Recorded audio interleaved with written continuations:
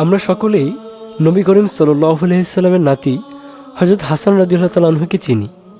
এই ঘটনাটি তারই। একবার তিনি মদিনার অলিগলিতে হাঁটছিলেন। হাঁটতে হাঁটতে তিনি বাগানের পাশ দিয়ে যাচ্ছিলেন। হঠাৎ তার দৃষ্টি পড়ল বাগানটির মালির ওপর। তিনি থমকে দাঁড়ালেন এবং অবাক হলেন। তিনি যে দৃশ্যটি দেখছিলেন সে দৃশ্য এখন দেখা খুব কঠিন।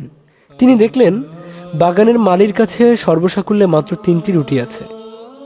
মালিটি এক টুকরো রুটি মুখে নেয় আর এক টুকরো রুটি কুকুরকে দেয়।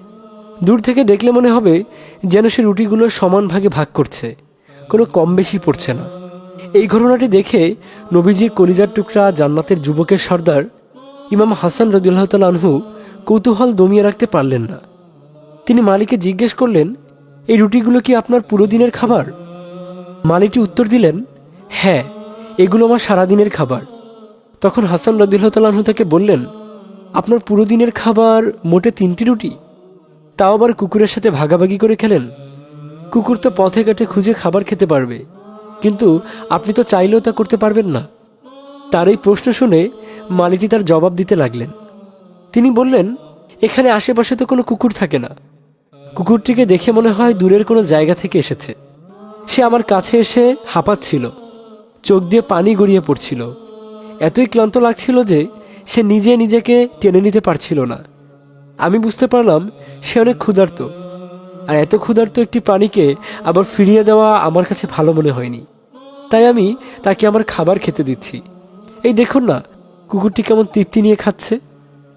আমিও তো দরিদ্র মানুষ, খাবারের কষ্ট তো আমিও বুঝি। হাসান রাদিয়াল্লাহু তাআলা আনহু তার কথায় মুগ্ধ হলেন। তার সহজ সরল মনে এই বিষয়টি দাগ কাটল। তিনি তাকে জিজ্ঞেস করলেন, এই বাগানটি কার? মালিকটি জবাবে বললেন, এই বাগানটি আবান ইবনে উসমানের। হাসান রাদিয়াল্লাহু তাআলা আনহু আবান ইবনে উসমানের কাছে গেলেন। গিয়ে তার নিকট থেকে তিনি বাগানটি কিনে নিলেন, সঙ্গে মালিটিকেও। এরপর হাসান রাদিয়াল্লাহু তাআলা আনহু আবার ফিরে এলেন। এসে বললেন, আমি এই বাগানটি এবং সাথে আপনাকেও ক্রয় করেছি। আজ থেকে আপনি আর কারো গোলাম নন। আপনাকে আমি মুক্ত করে দিলাম।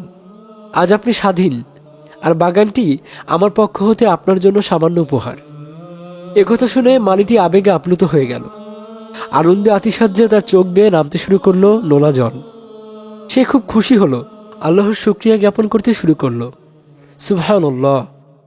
একটি কুকুরকে নিজের খাবার খাওয়ানোর জন্য আল্লাহ রাব্বুল আলামিন হযরত হাসান রাদিয়াল্লাহু তাআলা আনহুর মাধ্যমে এই গোলামের বন্দী জীবনের সমাপ্তি ঘটালেন।